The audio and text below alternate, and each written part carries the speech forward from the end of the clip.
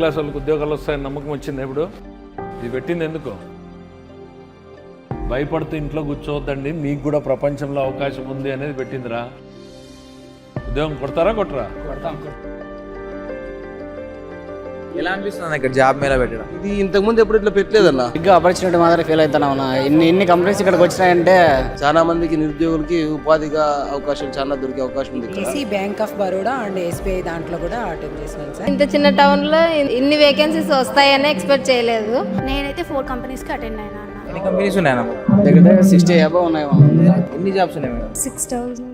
ఉద్యోగము అని అంటే ఒక నమ్మకం ఆ పిల్లలకు కూడా ఒక నమ్మకం వచ్చింది ఎస్ మేము ఈరోజు ఉద్యోగాన్ని సంపాదించుకోగలం అనేటువంటి ఎస్బీఐ దాంట్లోనే బిల్డింగ్ ఉంది వాళ్ళు మండే కాల్ చేస్తామన్నారు. అందరికీ వచ్చాయి జాబ్స్ ఆల్మోస్ట్ అందరికి వచ్చేసాయి జాబ్ వచ్చిందా వచ్చింది ఎంఎస్ సాఫ్ట్ సొల్యూషన్స్లో.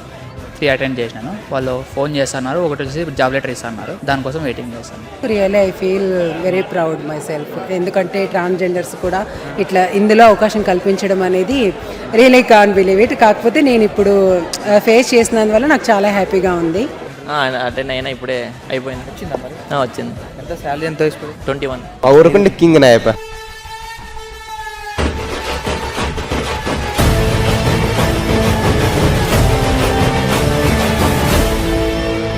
ఇప్పుడు ఆఫర్ ఎంతమందికి వచ్చింది ఎంత ఇస్తున్నారా 14,000 సరిపోతుందా నలుగురికి 18,000 మళ్ళీ పిలిచి భోజనం పెట్టాల్సిందే నాకు రోగండలో జాబ్ మేళ సూపర్ అన్న ఫైనాన్షియల్ మినిస్టర్ అనుకున్నాడు అనిపించినాడు.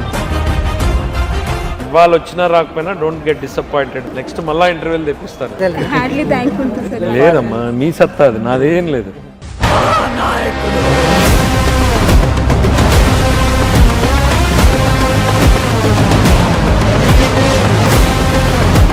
ప్రభుత్వంలో ఎన్నడూ లేని విధంగా జరుగుతుంది ఈ ప్రభుత్వంలో. ఎప్పుడైనా జాబ్ మేళ అటెండ్ అయ్యారు జాబ్ మేళ ఎప్పుడు లేదు, ఇదే ఫస్ట్ టైం.